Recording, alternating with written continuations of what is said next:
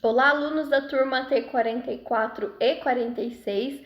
Eu retorno aqui com vocês na nossa 7ª aula da disciplina Paciente Crítico e Grave, e hoje nós iremos falar sobre drogas vasoativas e sedação, tá? No ambiente de unidade de terapia intensiva, essas drogas são muito utilizadas. Então, nessa aula, eu estou citando aí as drogas mais utilizadas e quais são os princípios, né? Qual a funcionalidade, o conceito dessa droga em si, tá bom? Eu espero que vocês gostem dessa aula.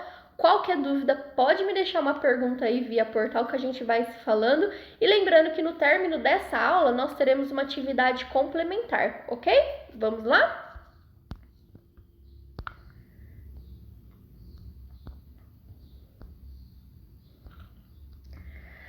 Comumente empregada nos pacientes graves, as drogas vasoativas são de uso corriqueiro nas unidades de terapia intensiva e o conhecimento exato da sua farmacocinética e farmacodinâmica é de vital importância. Então, a enfermagem precisa saber a funcionalidade, a farmacodinâmica, a farmacocinética dessas medicações, tá bom?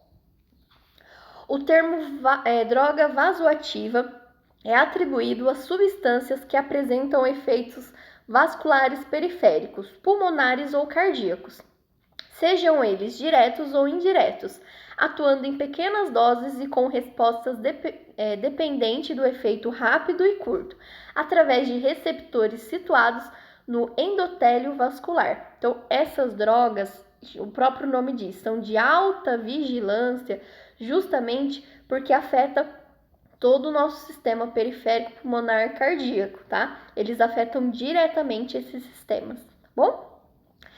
Essas drogas são utilizadas principalmente com o objetivo de manter a homeostase orgânica e tissular durante as mais diversas condições clínicas, evitando assim que os pacientes evoluam para uma disfunção de múltiplos órgãos.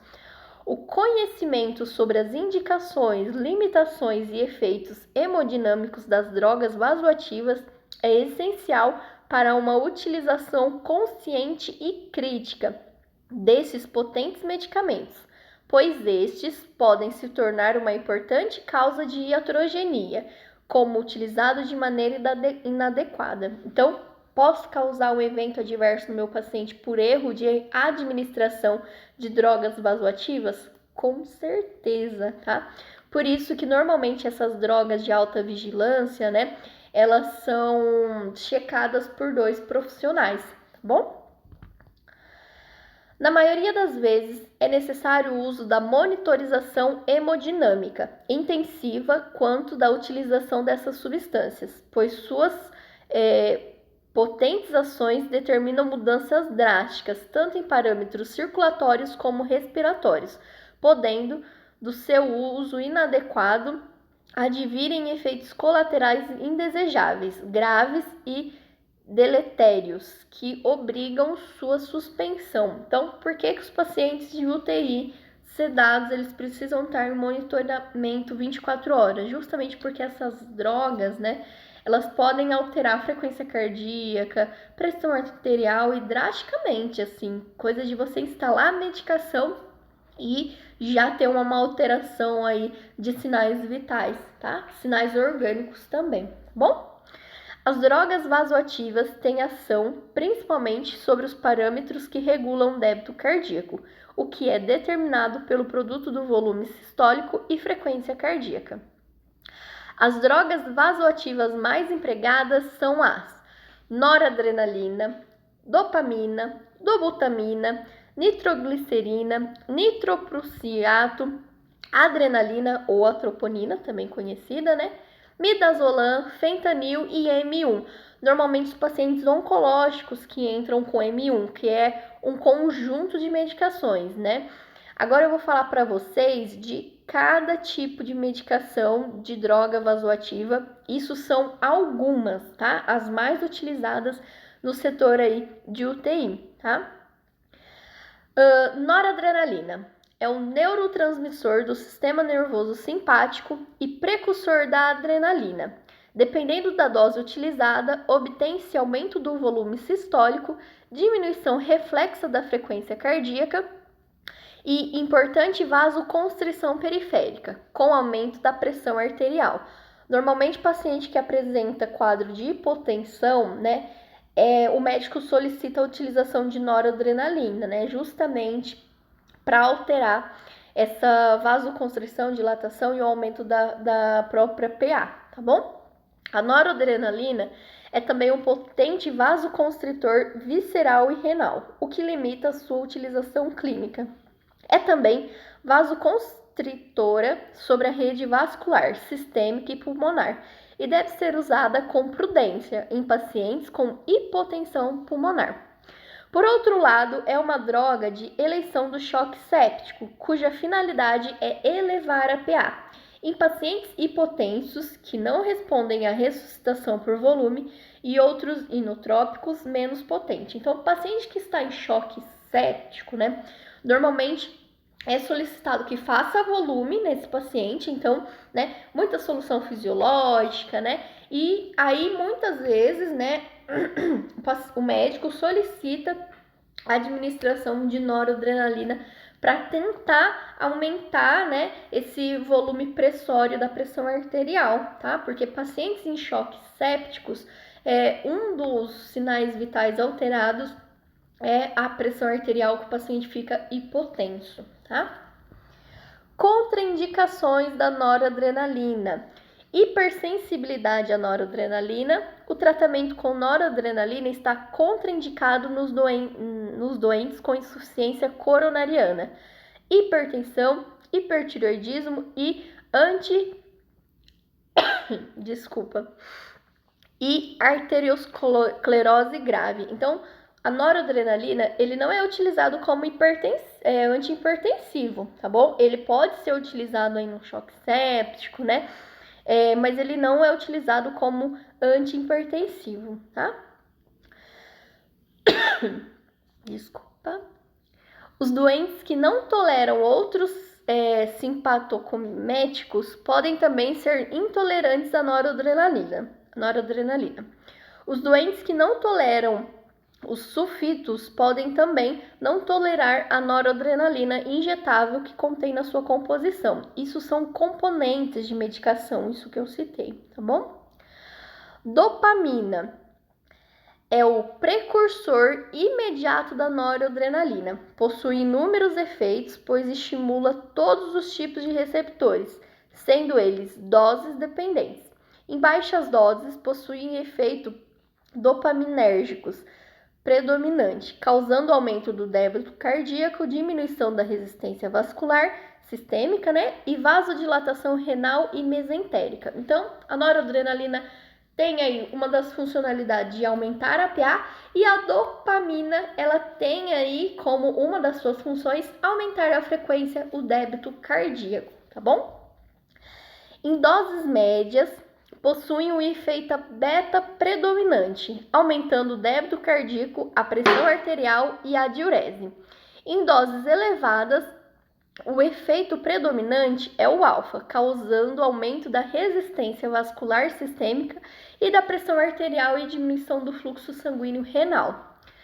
Assim, as indicações principais da dopamina estão relacionadas aos estados de baixo débito de volumia controlada ou aumentada, que é o efeito beta-adrenérgico, né, que a gente costuma chamar. Pelo fato de essa droga vasoativa possuir, em baixas doses, um efeito vasodilatador renal, é também indicada em situações nas quais os parâmetros hemodinâmicos estejam estáveis, porém com oligúria persistente. Mas aí a questão de contraindicação da dopamina, né? Quando ela não deve ser utilizada. A dopamina não deve ser administrada a paciente com feucromicitoma ou com hipersensibilidade aos componentes da fórmula, hipertireoidismo em presença de taquiarritmias não tratada ou de fibrilação ventricular. Então, se o paciente já tem histórico cardíaco de fibrilação, taquicardia, eu não posso utilizar a dopamina, justamente porque vai aumentar o meu débito cardíaco, tá bom? Em pacientes idosos, deve seguir as orientações gerais descritas na bula, porém é recomendável iniciar o tratamento utilizando a dose mínima. Na insuficiência renal, o uso de dopamina deve ser limitado nos pacientes com adequado volume intravascular que não tenham débito urinário adequado após terem recebido diuréticos apropriados. A dopamina deve ser descontinuada se o paciente não responder à terapia. A dopamina é uma droga sintomimética sintética com ação predominante beta-1 agonista. Isso é a questão da fórmula dela, tá bom? A dobutamina apresenta poucos efeitos sobre a frequência cardíaca, aumenta a contrabilidade miocárdica e o índice cardíaco. Dobutamina, né? Desculpa, agora a gente já tá falando sobre ela. A dobutamina, ao contrário da dopamina, ela diminui esse débito cardíaco, tá? Não agindo sobre a resistência vascular periférica. A droga é utilizada para melhorar a função vascular e o desempenho cardíaco em pacientes nos quais a disfunção ventricular acarreta diminuição no volume sistólico e no débito cardíaco, como, por exemplo, choque cardiogênico e insuficiência cardíaca congestiva. O consumo de oxigênio do miocárdio sobre o uso da dobutamina é menor que sobre o uso de outras catecolaminas. Contraindicação. A dobutamina está contraindicada em casos de estenose subaórticas, hipertróficas e idiopáticas. Feucromicitoma, pode ocorrer hipotensão grave, taquiarritmias ou fibrilação ventricular. E em pacientes com hipersensibilidade à dobutamina. Também não deve ser utilizadas em pacientes com cardiomiopatia hipertrófica obstrutiva. Nitroglicerina, né? O nitroglicerina, normalmente, ele está no grupo de drogas vasoativas, né?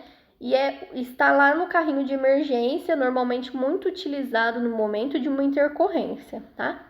É indicado para o tratamento de hipotensão perioperatória, para controle de insuficiência cardíaca congestiva, no ajuste do infarto agudo do miocárdio, para tratamento da angina em pacientes que não respondem à nitroglicerina sublingual, né? E beta-bloqueadores para indução de hipotensão intraoperatória. É administrado pelas vias transdérmica, sublingual e intradérmica. Pertence ao grupo dos fármacos anti-anginosos. É contraindicado a hipersensibilidade conhecida à nitroglicerina e a nitroderivados orgânicos, insuficiência circulatória aguda associada com hipotensão e afecções causadas pelo aumento da pressão intracraniana e insuficiência miocárdia devido à obstrução. Nitroprussiato de sódio é um vasodilatador misto com efeitos sobre os territórios arterial e venoso. Age diretamente na musculatura lisa vascular, não apresenta efeito direto sobre as fibras musculares cardíacas, sendo seu incremento no débito cardíaco devido à ação vasodilatadora. O fluxo sanguíneo renal e a taxa de filtração glomerular são mantidos e a secreção de renina pelo organismo é aumentada. Isso é a funcionalidade do nitroprussiato de sódio aí, tá? É contraindicado no tratamento de hipotensão compensatória, isto é, em paciente com shunts arteriovenoso ou coarctação da aorta, em pacientes com hipersensibilidade ao fármaco ou em demais componentes. Normalmente, pacientes cardíacos, eles não optam a utilização desse fármaco, tá? Adrenalina, essa é muito utilizada em parada cardiorrespiratória, né? Envolve muitas questões aí de fluxos de atividade elétrica do miocárdio, tá bom? É uma catecolamia natural com atividade adrenérgica, tanto como agonista. Ela produz as seguintes respostas vasculares: da resistência vascular sistêmica, das pressões sistólicas e diastólicas, da atividade elétrica do miocárdio, do fluxo coronário e cerebral, da força contrátil do miocárdio, da necessidade miocárdia de O2 e da automaticidade. O efeito benéfico primário da epinefrina na parada cardiorrespiratória é a vasoconstrição, que leva à melhora da pressão e perfusão coronariana e cerebral. A epinefrina, também conhecida como adrenalina, produz uma redistribuição favorável do fluxo sanguíneo da periférica para a circulação central durante a parada cardiorrespiratória. Ela é contraindicada em casos de hipotiroidismo, quando existe hipotensão arterial grave, freucomictoma, que é um possível desenvolvimento de hipertensão grave, e doenças cardiovasculares como a doença isquêmica cardíacas, arritmias ou taquicardias, também é contraindicada em questões de doença vascular oclusiva, tal como arteriosclerose, hipertensão ou aneurisma, insuficiência coronariana, lesão orgânica cerebral, glaucoma de ângulo fechado, também é contraindicada em combinação com medicamento para provocar arritmias graves. A administração de adrenalina está contraindicada durante o parto, durante o último mês de gravidez e no momento do parto, e em situações extremas graves que não existe contraindicação absoluta, tá? Agora falando sobre atropina, O sulfato de atropina é uma droga parasimpaticolítica, que aumenta tanto a automatização do nó sinusal como a condução do átrio, por ação vagolítica direta. No miocárdio doente, a elevação do tônus parasimpático pode precipitar distúrbios de condução ou até a sistolia. A atropina é indicada como terapêutica inicial para os pacientes com bradicardia sintomática, incluindo aqueles com frequência cardíacas dentro da faixa fisiológica, nas quais uma taquicardia sinusal seria mais apropriada. É contraindicado. Seu uso é contraindicado em casos de alergia ao medicamento ou a qualquer componente da formulação. Contraindicado em pacientes com asma, glaucoma ou tendência ao glaucoma. Adesão entre íris e cristalino, Taquicardia, estado de cardiovascular instável em hemorragia aguda, isquemia do miocárdio, enfermidades obstrutivas gastrointestinais, higiênitos urinários, íleo paralítico, atonia intestinal em pacientes geriátricos ou debilitados, colite ulcerativa severa, megacolon tóxico associado a colite ulcerativa e enfermidades hepáticas e renais severas. Agora a gente vai falar sobre midazolam. O midazolam é um agente indutor de sono. Normalmente, ele, junto com o fentanil, o midazolam, ele é muito utilizado na questão de sedação, caracterizado pelo rápido início da ação, breve permanência no organismo, eficaz constante e facilidade possológica. Diminui o tempo necessário para adoecer e prolonga a duração do sono, sem interferir qualitativamente no sono. O midazolam também possui propriedades anticonvulsivantes, ansiolíticas e miorrelaxantes. As reações mais frequentes incluem uma diminuição do volume corrente e da frequência respiratória e apneia.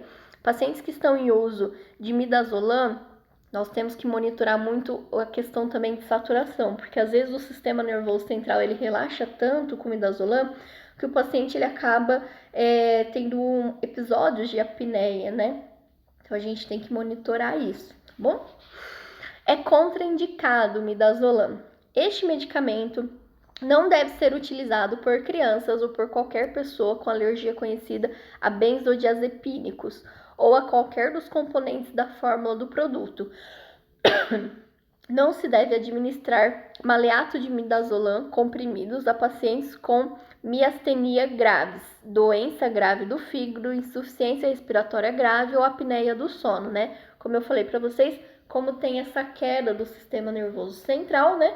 Pacientes que têm essas patologias pode ter um grande rebaixamento com o uso de midazolam, tá? Fentanil. O citrato de fentanila, também conhecido como fentanil, é indicado para analgesia de curta duração durante o período anestésico, que é uma pré-medicação, indução ou manutenção, ou quando necessário no período pós-operatório imediato. Uso como componente analgésico de anestesia geral e suplemento de anestesia regional. Administração conjunta com neurolepéticos na pré-medicação, na indução ou como componente de manutenção de anestesia geral e regional. A fentanil, né, ela também pode ser usada no momento da intubação, tá bom? Uso como agente anestésico único com oxigênio em determinados pacientes de alto risco, como submetidos a cirurgias cardíacas ou certos procedimentos neurológicos e ortopédicos difíceis. Administração espinhal no controle da dor pós-operatória, operação de cesariana ou outras cirurgias abdominais. Ela é contraindicada em pacientes com intolerância a qualquer um dos seus componentes ou outros opioides, como morfina, etorfina, enfim, tá? Há questões das medicações vasoativas agora de M1. Como eu falei para vocês, é um conjunto de medicações, né, que envolve aí o diazepam, o meperidina, o clorpronazina e o prometazina. É um conjunto de medicação normalmente utilizada em pacientes oncológicos, né? Normalmente os médicos aí, pacientes que já são identificados como paliativos, os médicos utilizam esse conjunto, né, chamado de M1, para tratamento ou conforto a esses pacientes paliativos, tá? M1 pode ser considerada como uma associação de 2 ou mais medicamentos para sedação paliativa. A meperidina é uma substância analgésica do grupo dos opioides que impedem a transmissão dos impulsos dolorosos no sistema nervoso central, de forma semelhante à morfina, ajudando a aliviar vários tipos de dores muito intensas. Então, ela é parente da morfina e é um dos medicamentos mais fortes que existe, tá bom? Essa substância também pode ser conhecida como peditina e pode ser comprada com o nome comercial de Demorol, Dolantina, Dolozol. Compradas são as farmácias hospitalares mesmo, tá? Porque pacientes sem receita, eles não conseguem adquirir isso na farmácia comercial, tá? São medicações de dosagem preta, tá?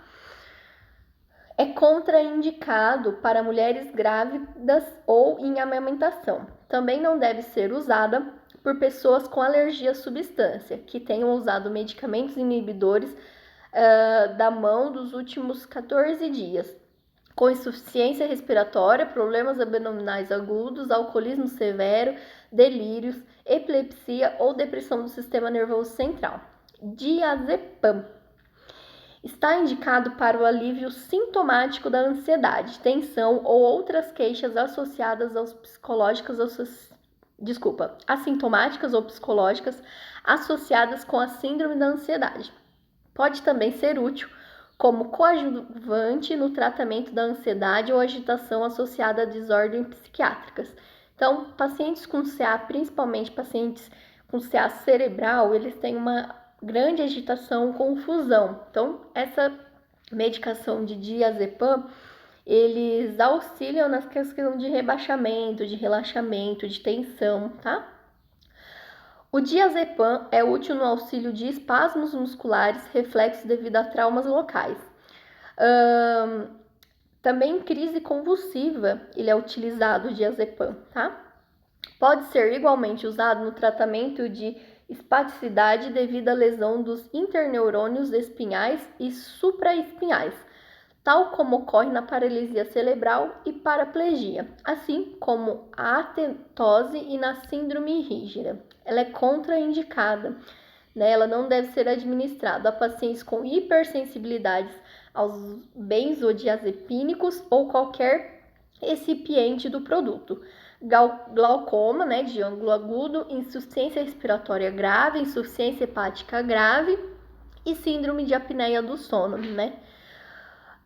O clorpromazina, né, também utilizado no tratamento de distúrbios psicóticos, né, tratamento de controle de náusea e vômito grave em pacientes selecionados, terapêutica alternativa para fármacos de primeira linha de tratamento de curto prazo, tratamento de problemas graves de comportamento em criança, tratamento coadjuvante de tétano e na profilaxia aguda indeterminada. Ela é contraindicada em depressão grave do sistema nervoso central, em estados comatosos, né, em doenças cardiovasculares graves. A relação risco-benefício deve ser avaliada nas seguintes situações: em questão de alcoolismo, angina peritoris, discrácias sanguíneas, glaucoma, disfunção hepática, mal de Parkinson, úlcera, retenção urinária, síndrome de Rey, distúrbios convulsivos e vômitos, tá? Elas devem ser contraindicadas nessas questões, tá?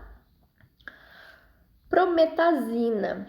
O cloridato de prometazina é indicado no tratamento sintomático de todos os distúrbios incluídos no grupo das relações anafiláticas e alérgicas. Graças às suas atividades antiemética, é utilizado também para a prevenção de vômito do pós-operatório e das náuseas de viagem. Normalmente, ele está vinculado a esse pacote aí de M1, porque todo o tratamento, né, fornecido a esse paciente paliativo, as medicações, né, questão de tratamento, eles causam muitas náuseas, né? Então, também tem que se colocar aí esse tipo de medicação, tá bom? Pode ser utilizado ainda na pré-anestesia e na potencialização de analgésicos, devido à sua ação sedativa.